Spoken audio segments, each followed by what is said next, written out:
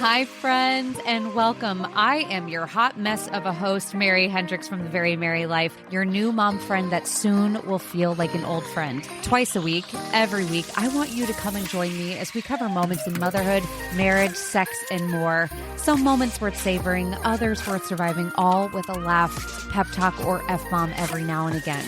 I want you to come as you are, but leave the sugarcoating behind because, guys, we know how sweet it already is. So what do you say? Up for picking some daisies? Good thing this is mostly recording and, no one's really watching us. Mary and I were on here before, texting before. She was like, by the way, I'm looking like a straight up, what did you say, ogre? What did you say? I think I said I'm looking grizzly tonight. So Grizzly. Yeah. Cheers. Same. I actually have wine in my cup here, Mary. What are you drinking out of a Solo cup? So let me explain this. If you guys can't see, I'm holding a red Solo cup right now.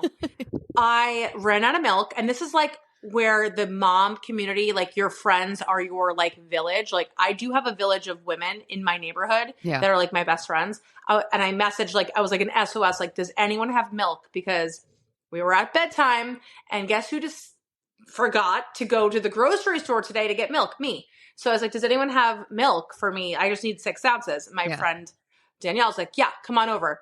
I go to her house. She hands me a to-go thing of milk and then wine.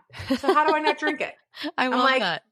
This is quite the quandary. Okay, fine. I'll drink this. That's the friend group that everyone needs. God, I hope I get God, it's someone the best. like that. It's hard because our neighborhood, we had people down the street that were our age that had a daughter, Cassidy's age. It was between Cassidy and Spencer's age, and then they moved.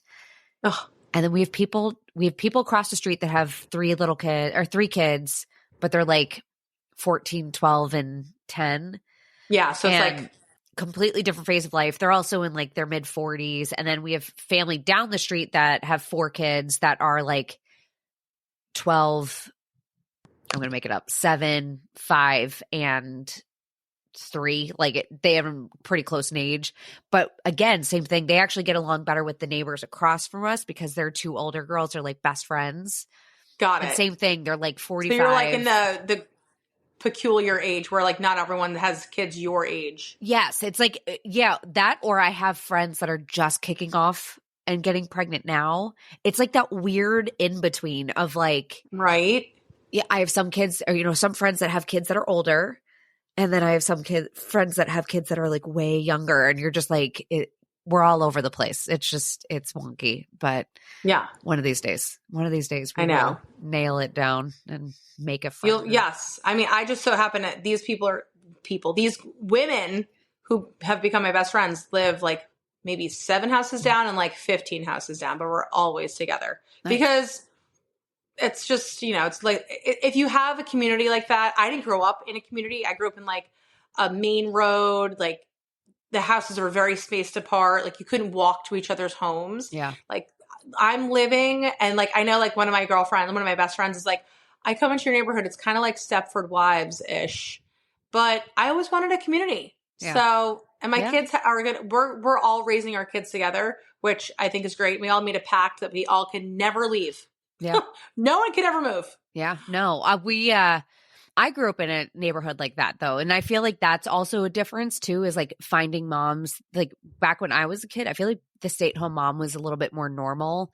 So on our block, there's just living in the 90s was just a completely different world. My mom said the day that they moved into our house that they're still in, it's a block. So you have our street, and then on the street behind us you can just walk around the block. So if you walk around the block, it's a mile walk. My brother and I, while they were unpacking boxes, I was not even 5 yet, I think I was 4.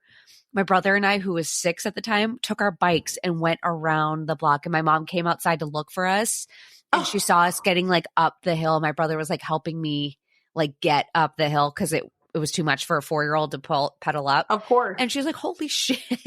Yeah. But back then it wasn't that big of a deal, but there was 4 other families that had kids my age, and we all would play, and we would play until nighttime. And our parents, I know one kid, one group in particular, one family in particular, all their dad had to do was come outside and whistle.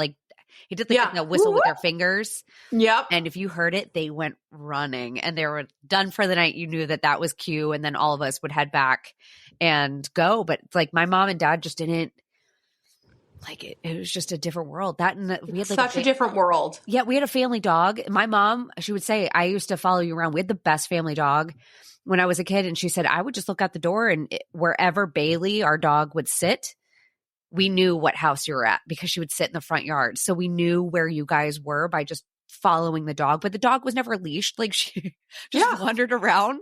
And it's just like, I mean, where can we ever get back? And like, let's toggle back to the 90s or even the 80s, 70s, like where like people like there was a safety. Obviously your mom felt safe, right? Like, but also like, I don't know, like what do you think has changed? Social media. Because I don't think necessarily I'll be curious. I should ask Kev and see because there's got to be crime statistics and see that way you can see how things have compared. And I'm sure in different areas it probably is worse or better or whatever. Yeah.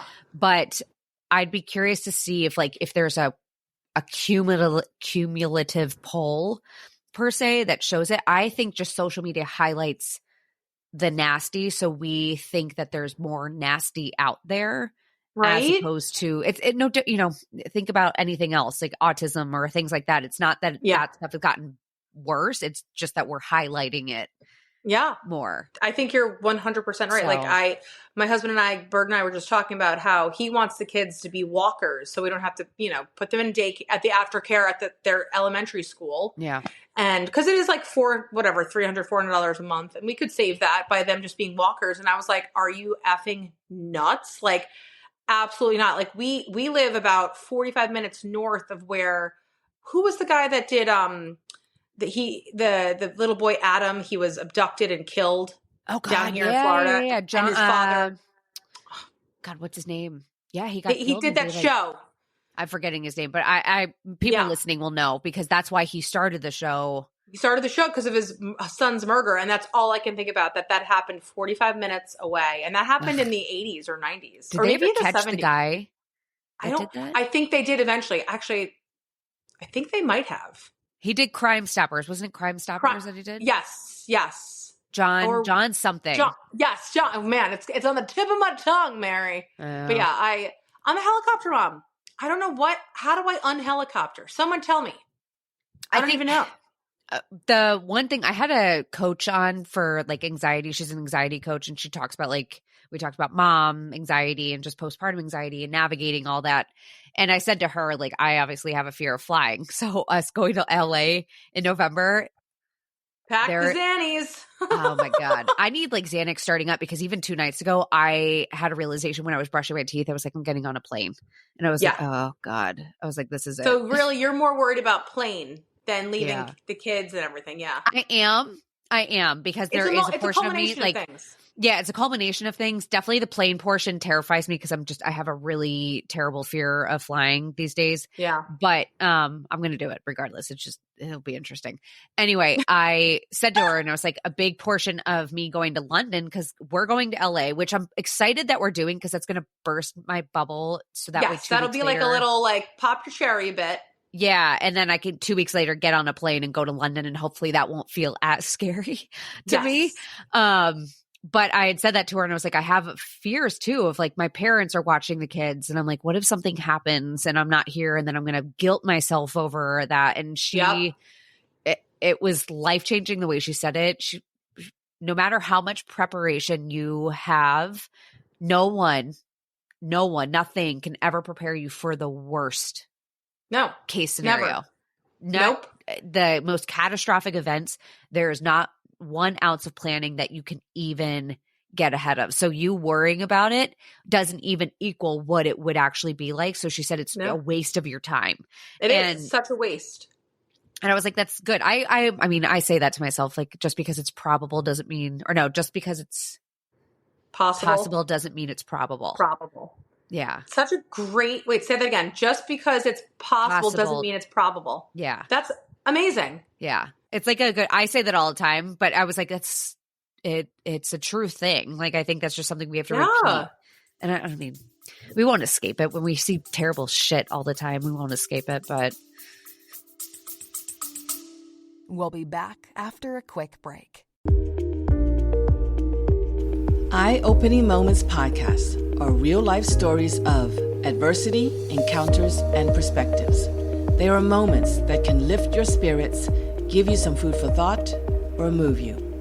For the introspective mind that likes to reflect, discover, and find solutions or meaning in a complex life, listen to Eye-Opening Moments podcasts.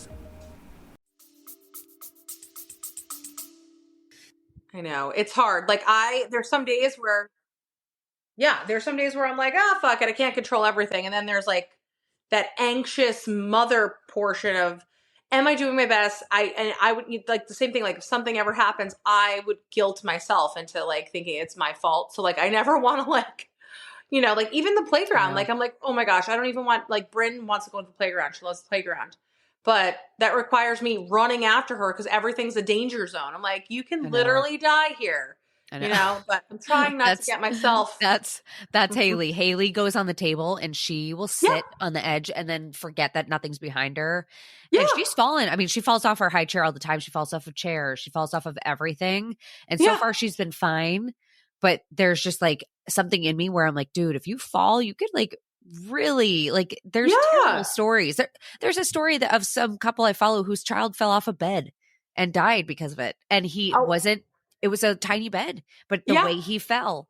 I know. But again, I think it's because of a story like that where it's like that is so rare, but because it's on social media and because it's in front of us, it seems like that's an everyday occurrence. And you forget like about page 1 of the Daily News, like it's happening all over. Yeah. It's not. Most parents are very cautious parents, I feel like. Although I have friends, and I envy the friends that are like, if they get hurt, they get hurt. If they get dirty, they get dirty.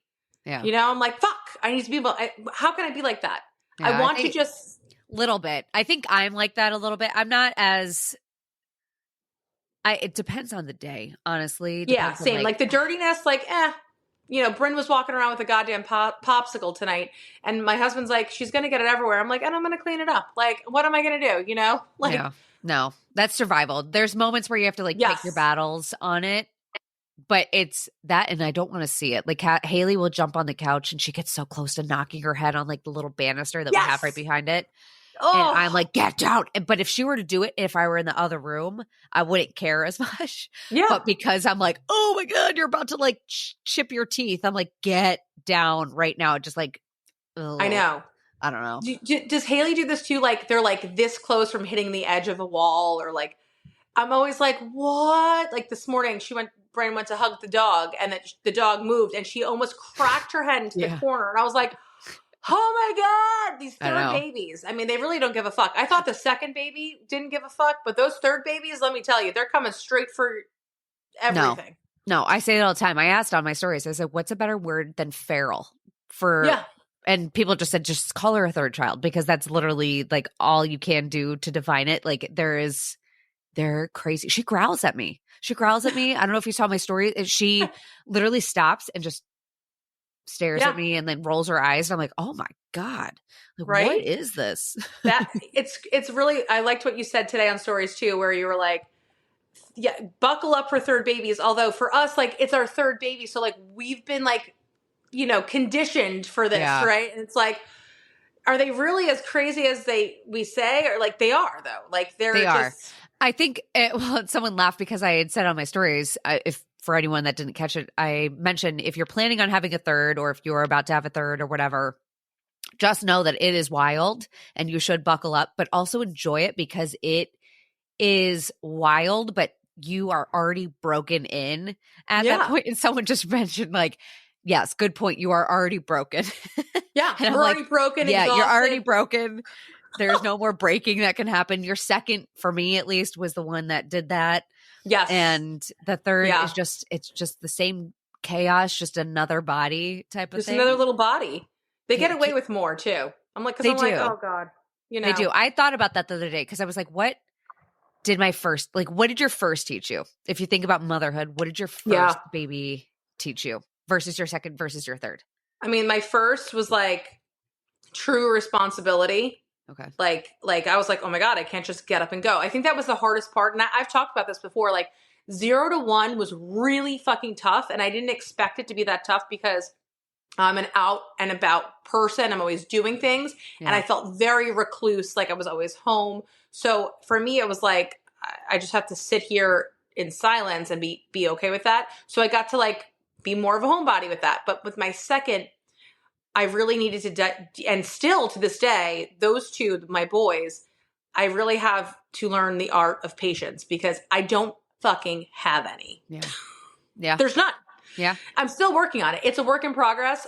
I just don't know if it's a personality conflict. Like with me, like I'm just not a patient person and I'm just overstimulated by noise all the time. Yep. But like my first taught me like, all right, you have this little human that you have to take care of. And I'm like, all right, shit. But now second, it's just like, all right, you got to take care of yourself too. Because I don't think I took care of myself. No, my second, I wrote it out the other day for myself. And the second was prioritization. Like my second was the one that taught me that I need to prioritize like my non-negotiables, like myself and other things. Like that is where that has to come in. My first, I think the responsibility portion, I think she also taught me to like slow down. Yeah. And just take it in type of thing. And then my second was definitely patience, definitely prioritization. Still working on that. And then my third taught me like resilience. Like she definitely taught me resilience and like perseverance. I also think third is telling me again to slow down because now we know how fast it goes. Yeah. And yeah. That like as much as I want to fast forward time and get to the easier stage where she can tell me what she needs and what she wants, I'm also like, oh my God, I 1,000,000% want to stay in the present because time is fleeting. Time doesn't exist. I feel like it just flies. And then there's times where it feels like the day just drags. I mean, that's life, but that's motherhood in a nutshell. No, I said the other day, like I think moms have the ability and I don't think we recognize it and I don't think people understand it, but I literally think moms have one foot in each place. Like we are torn between the past and the future. And then obviously our bodies are stuck in the present. Like we can see every plane of like time at one time because it's and like I even look at pictures of me when I was a first time mom, I look like a baby myself. I'm like, oh my God, you know, like I did really neglect myself. And I feel like because there's that like crock of motherhood where it's like, well, I guess I can't shower. Right. Like, well, I can't leave him alone. We're like now with my third, I remember just like bring her in. Like I actually bring Bryn in the shower a lot. Yes. Oh, all the time. Haley, I'm like, well, I got a shower, so she's coming in with me if I'm home alone. I'm like, well, I got to get shit done. Like that's the only way I ever get anyone showered. Yeah, is they all come in with me usually. It's slowing down though because Cassidy, she's gotten kinder though, but for a while she was getting on a tirade of like little comments about my body. Yeah, and I was like, shut up, Mom. Well, now the boys. I mean, you know, I have boys and they're older, so I can't. Like, I just can't. Declan, I could probably get away with it. He's 6, but like Luke, there's no way. Lots of questions. Were was your mom a naked mom? No, I talked about this. My mom was not a naked mom. My mom was the prudest of prudes. Yeah. I never saw her boobs. I never saw anything. She'd turn around to get changed. Yeah. Like, and I had friends that like had the naked mom where like, they'd be like, sorry, like my mom's topless or like my mom's walking around in a t-shirt with a thong or like undies. Like my mom would never. She wore house coats. Like, and I remember my brother, I had an older brother, like he could never walk around in his boxers around my sister and I. It was like, and my dad too, like never saw my dad in like undies until, you know, later on in life. Now he's older. He doesn't give a shit. I'm like, Dad, come on. Yeah. But what about you? No, my mom was definitely the same way. Like not that way at all. I've never seen anything like that. I'm not that way around her. I don't think I'm going to be like a naked mom in terms of like I'm walking around the house naked because I don't do that. But I don't want to get to a point either where I'm like, don't look at me either. Yeah. Like I think with Spencer that will be different. He is a boy. I don't know why that's a different thing. I don't really it's weird. It's a weird conversation. But with my girls at least. I want that. I want all of my kids to be comfortable in their body and comfortable with naked bodies because I think like my mom has made like zero mistakes with motherhood. She'd probably tell you, oh my God, I've made so many. But I look at her like she can walk on motherfucking water. Yeah. But I think the one thing she never taught us was, and I think this comes like with the background of like being Catholic, being, you know, being demure, your body is your temple, blah, blah, blah. Like she never made us feel like we could express ourselves like with our, like she never just, like explore your body, like body parts are normal. Like I was just having a conversation with a neighbor who's more progressive in her thought process. Cause we were talking about like, what do I say when Luke asks what sex is? Cause he's alluded to it. He doesn't know what it is. And by the way, if you're listening, my oldest is 9. Okay. Yeah. So he made a comment. We were on vacation over the summer and the boys, meaning my husband, my 6-year-old and my 9-year-old went into the shower. I had the baby, but I had to run into the bathroom of the hotel, right? The hotel bathroom. And Luke said, Mommy, turn around. Don't look at Daddy. And I said, oh, okay. Okay. And I ran out. So when he came out, he goes, did you look at Daddy? I said, no. He goes, have you ever seen Daddy's penis? I'm like, yeah. And he goes, was that must have not been the first time you saw his penis. And I was like, what makes you say that? He's like, well, you know, that's what adults do. And I'm like, whoa. Yeah, where are you getting this conversation Are we from? getting the birds and the bees here? Because I'm not ready, baby. You're 9 years old. You know, I think you just state it matter of fact. Like well, this is what my friend was saying. She's like, Katie, don't shame them. Yeah. Like, and I do feel like there is some shame behind sex. Cause I felt like it was dirty, right? Like, don't talk about it. It's so taboo.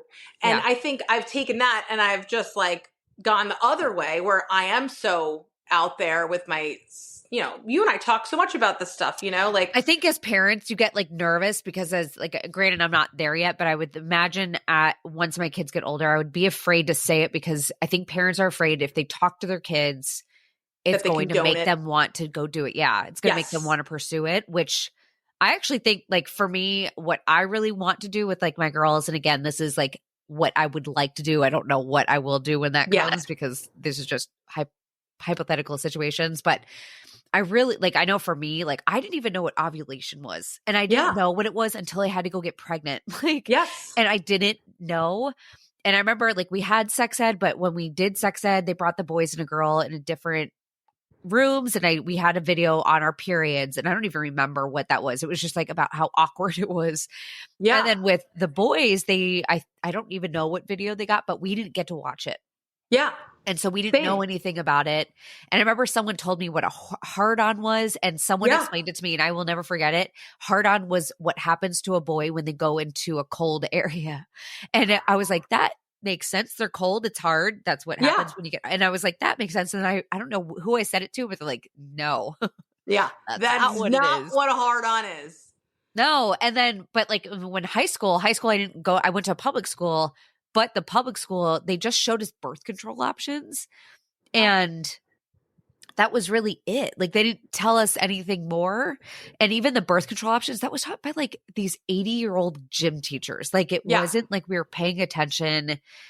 It none of that. And I would love to know what sex ed is like now, because I do feel like I learned that sex ed class in 5th grade. And it was really more about our periods, how we procreate, sperm and egg, the egg fertilizes. But like, what is it like now? Because I feel like I'm talking like 6th, 7th graders are having sex. Like it's crazy now. And I don't know if I agree with this like hyper-sexualized society. Wait, when did you lose your virginity? What age? I was 17. I was a senior in high school. It was the end of my senior year. And I lost my virginity to another virgin. Like he was a virgin too. So like, it was like the blind leading the fucking blind. I'll tell you that. And see, and I was with my first boyfriend. I was 15. It was a day before I turned 16 because I was like, I don't want to do it on my birthday. I'll never forget it, whatever. Yeah. And so I did it the day before, but I was like, we didn't use condoms. I'm surprised I didn't end up pregnant. Like I didn't, we didn't do any of that. It was just like a wild, let's have fun. Let's have sex wherever the hell we want. And that's fucking terrifying as a parent. Terrifying, now, right? Like, that's why we have to, anyone I talk to about this that has children that is having sex, like they say they're going to do it regardless, right? You're like you just said, like maybe our parents don't want to talk about it with us because they didn't want to condone it. They're going to do it anyway. Yeah. And it's just like anything else. You want to get to them before someone else gets to them. Yeah, I just like I for want my my kids girls, I want my girls to feel empowered. Like, and I want my Empowered, son to right? feel empowered. Like, and I think that's what we've done is we've made it so taboo that it's like, it's hard to recognize when, like, if there are issues going on, like we've made periods so taboo that I think women are even today get Yeah. like, I even like how many, and I've stopped doing this because I realized it. Like I used to go on my stories and be like, I'm so sorry, this is TMI, but this is what's going on with my period. And I'm Yeah. like, why? Why Yeah. is that TMI? Like this is something that I do every single month. Yeah. And millions of women for a million years have been doing had it. So periods. why is this a TMI thing? This is just a normal thing that my body does. And why is that weird? I remember my So- mom would be like, don't you ever pull your pad or tampon out in front of any boys. Why? Yeah. What's You it would to hide them? it. You would hide it and tuck it in your back pocket, or we'd call it George. Like we would call it Yeah. a different name. Yeah, I'd be like, it was like, don't my talk cousin about it. George is in town. Yeah. And I was Like, like, I mean, I don't stupid. want that. I don't want that for our kids. And I also like, there's a fine line, of course, like, I don't know. It's hard because, you know, there's old habits die hard. So like, of course, there's that voice in my head, like, don't talk about periods in front of boys and don't share too much and all these things. But I want my daughter, because now I have a daughter, to really feel empowered. And I want my boys to feel just as empowered, but I want them to also know that sex can be fun for both parties. Because I think as a 17-year-old who lost virginity, I was really doing it for him. I was like, what am I getting out of it? Like, Yeah. I don't know what, like, I'm doing it just to do it. And I get it. Everyone starts out like that. But I want, my mom would always say, and we never had the sex talk. Yeah. I got on birth control before I even had sex. I knew I was going to have sex, but I was like, I knew I didn't want to even have the chance to get pregnant. Yeah. So I remember asking my mom, like, Mom, I was 17. I was like, I remember, I'll never forget it. It was at night. My dad was working nights at this time. And I was like, hey, Mom, you know, my periods are really heavy and painful, which they were. Yeah. Because I have polycystic ovarian syndrome, PCOS. If anyone understands, you know, listening, you know. And I was like, I think I should get on birth control to like lighten the period, shorten my period, and maybe not so much cramps. And she looked at me dead in my face. She was like drinking tea. And she's like, you think I was fucking born yesterday? I was like, no. But she looked at me then and said, she could have been like, don't you fucking dare, or I know what you're doing. She looked at me after she said that, because I think she saw my face, like I was like clammed up, you know? Yeah. And she said, I'll make an appointment with the gyno. And I was like, okay. And that was it. Yeah. And then literally from age 17 to like literally until I got married to Keith, I was on birth control. And that woman would call me and text me every night. Yeah. Did you take your birth control? Did you take your birth control? Until I got married. That's so funny. I know. But That's she so funny. never like, But I think that's so good though, that she didn't like make it big deal. She My didn't. mom, She was good. She never did. spoke about it. She didn't make me feel bad. Although I know that she wasn't happy. Yeah, of course. But not. I think she knew that I was being safe and I was with someone that I, you know, cared about, you know, at the time. Yeah. I don't think my mom even brought it up. I know my mom brought it up when I was in college, where she was like, I hope you're making good decisions. Are you being safe? Yeah. Yeah. The body is a temple thing. She went through that and I was like, shut up. I was like, what is this? Yeah, my I've been mom's having like, sex for you 4 know, years, Mom. Yeah, exactly. Mom was like, you know, your body is a gift and you don't want to just gift everyone your body. I'm like, why? I want to gift everyone everything. Yeah. Yeah. Your acts of kindness are gifting. Yeah, no, it's, that's what I want. Like, I don't want my kids to feel like I can't imagine it because they're like that. It's weird. So We're little. parents and they're tiny and we picture them being babies. We're like, we can't imagine you doing this, but I want my kids to feel good. And I want like, same thing with your boys. Like I want them to also, I think it's important to understand. And I want to like go through and be like, you have to understand that sex is very different for men and women. Like so different. Sex, it's emotional. Like unless you are ready to like, I think you kind of have to threaten the baby. Like, do you want to have a baby with this person? Yes, you have to. Although emotionally, I don't think I was ready for sex when I actually did have sex. No, I didn't. I knew that I still was like emotionally like not there. And I even remembered like during that first act of sex, like I remember thinking, oh my God, I'm actually having sex now. Like what the hell? Like, and I felt like it was very consensual, like don't get me wrong, but I felt like I wasn't ready. I was like, oh my God, like this is like, you know, it felt like, I don't know. It was weird. It was Yeah. weird. No, I don't know. I wonder what he's doing right now. I wonder if he's thinking about me. I won't say his name out loud because I don't know if anyone from high school is listening. I know, right? I'm not going to say mine out loud either. But yeah, no, I don't know. It's weird. It's weird. One day we'll have to cross that bridge and figure it out. I just want my kids to like know way more than I did, because then you can actually prepare. Like, I think that's a big thing with like, you know, we have to provide better sex education. Like, yeah. And curiosity is natural. Like, I think it's okay to be curious.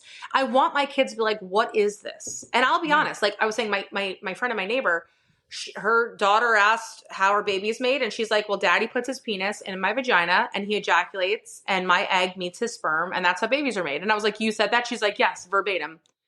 And I'm like, did it go over her head? And she's like, well, she had other questions and we were very factual and we spoke about it as a family. And I was like, I can't even imagine having these conversations. Like, but I'm like, I want to like break through that barrier that I was taught. I think it's uncomfortable. What do you say? Do you say the anatomical names for body parts?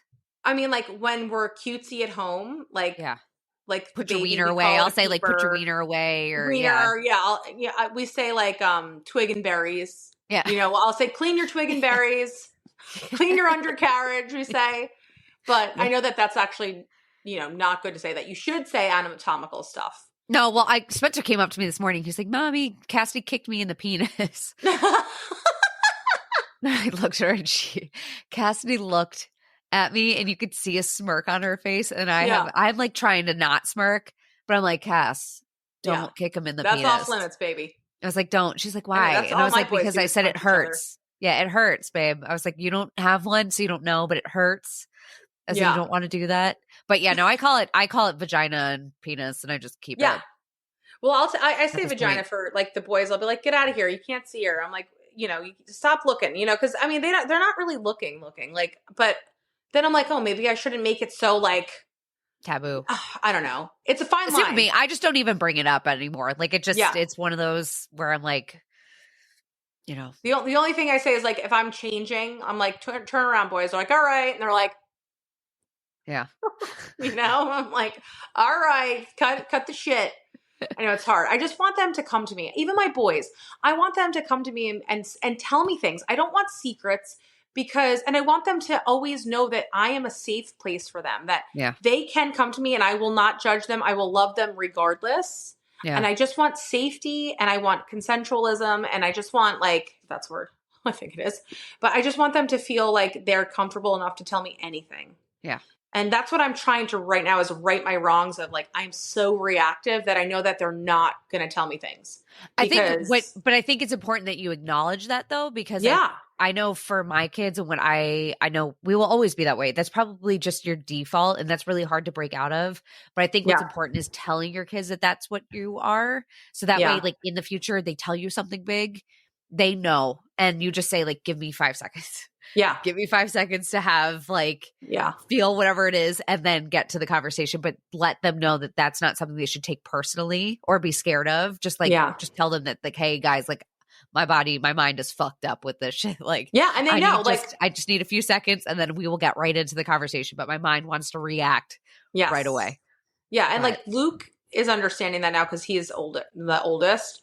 So like, they'll be like, you really yell a lot. I'm like, shit. Cause my mom was a yeller. Like, you know, I'm sure there was tender moments of my childhood with my mother, but I don't really have a lot of memories of her tender moments because all I remember her is like the traumatic ones where she's chasing us with a fucking broom and, you know, she's screaming at us. She had vocal polyps that she had to have removed because she screamed so much. Like, and I do a lot of apologizing to my kids. Like, I'm sorry for the way I reacted. I do that because I want them to know that I'm also a human, although there's a good analogy that one of my friends told me, the volcano analogy. Like you could say like, hey, it's like a volcano. I'm going to explode soon. The volcano is going to erupt. You got to calm down. Like, cause when I'm just saying stop, it's not like they don't understand why I'm saying stop. Yeah. But if I tell them, hey, the volcano is going to erupt soon, they could visualize like, all right, mom's going to blow her fucking stack here. Oh, it's so hard, Mary. But then you Why got does your it have to be second. so hard? But when your second hears that, does your second also go, let's fucking light? Yeah, he's like, let's fucking break it dawn, burn down the goddamn town. I mean, that's what I think Spencer does. I think when I tell Spencer that, he just is looking, he's like, let's torch this lady up. Like, let's go. Yeah, when I tell Declan, calm down, he's like, never. I'm like, oh, God help me. There's not enough wine in the world to parent this child. Cassidy's new thing is to tell me to calm down. So she's like, you need to calm down. And I'm like, oh, you are learning. You're going to learn very soon how triggering those words are. Yeah. All the time. Like, I cannot wait until they're young adults in their 20s when like college is like when they finally get like a little bit of a career. Yeah. And I don't, like I said, I don't want to speed time up, but I hope that they have memories like I do of my mom, like where we all can laugh about it now and be like, Mom, you were effing nuts. Like all you did was yell. And she now is like, I'm so sorry. Like and she never would say overstimulated. I had a lot going on. She was overstimulated. Oh, yeah. You know, no one talked about overstimulation in the 80s, right? Yeah. Like my dad was working all the time. I feel like most of those moms around that time were stay-at-home moms. Oh yeah. Like no, completely. 100%. You know, that's why I love my kids being back at school now. Oh my God. Oh my God. So nice. I'm like a different person. I know you said, and I read your story the other day where you were like, I can actually cook because you enjoy cooking, but when they're all home, it's like bedlam. I can't. No, and I'll still cook, but it's like I feel like I'm not as burnt out at the end of the day now, where cooking isn't feeling like a chore. Just it's not one extra thing where I like don't have the mental capacity for it, where I'm like, oh no, I do now. Like, cause we have our routine. Like I drop the kids off, Haley, what's her name? Haley and I will go for a walk and then we'll get back, we'll hang out and I put her down by noon. And she usually, knock on wood, she didn't today, she usually sleeps until like 2:30. So I get like 2 hours of just no one and I can do whatever the hell I want. And I just feel like, I don't know. And then I pick up the kids and they're happy to see me. I'm happy to see them. The day has good breaks. It's like not just like when the kids are home, I feel like, oh my God, what am I going to do all day to get through the day? Yeah. But when they're at school and then I'm like, all right, I have this amount of time to do what I need to do. And then, you know, we have the babies at home. And I mean, when I'm home, like I'm working 3 days a week, right? But the other days I'm like, all right, I got shit to do. Yeah. But it's nice not to have all of them home at once. No. But then absence makes the heart grow fonder. Like when they're at school, I'm excited to pick them up because I want to hear about their day. Yeah.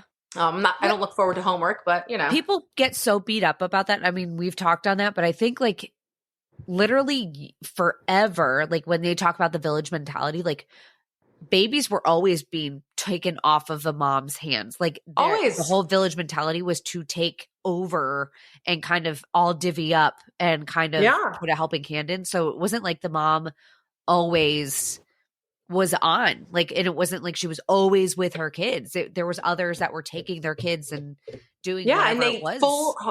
fully trusted those village members, literally family members. But like, I know we've talked about the lack of the village, but when you do have some people you can rely on, it feels so good to be able to have that relief of like someone helping, because it's just different for men. Men don't have the load, the mental load that mothers bear. Like they just don't. It's not in their DNA. They don't, like my husband doesn't worry. He worries about 2 things, right? I'm worrying about like 50. Yeah. You know, I'm thinking about the future. I'm thinking about next month. I'm thinking about next year. You know, it's just insane where he's like living more in the present. And I get envious of that because I'm like, how can I live more in the present and today and worry about today? I don't know how. No. It's funny. I actually just had someone on the podcast yesterday, and you guys, everyone listening, will hear the interview at some point. But she's a success coach, and she's like a calendar coach. Yeah, and she teaches you time management. But I had asked her at the end, I was like, "Do you ever work with men? And if so, are they dads? And do you find it to have like a difference?" And she said, my client base is mainly women, but I have worked with a few men. And she said, what I can tell you, and I don't want to like generalize, but she said, men come to me to figure out how to make work more efficient. And she said, moms come to me to figure out how to make work plus everything else that they're doing. It's so run true. More efficiently. And I was like, it's so freaking true. And I don't know if that's like a default thing that women are just that way. Yeah. Or if we've just been created that way after years and years and years of standards that are bullshit. Yeah. I mean, I could see my husband like being like, how can I manage my work-life balance more? Where I'm like, how can I just get my fucking laundry done and feed the kids and not be overstimulated and pay the bills and this and work? It never ends. My brain hurts.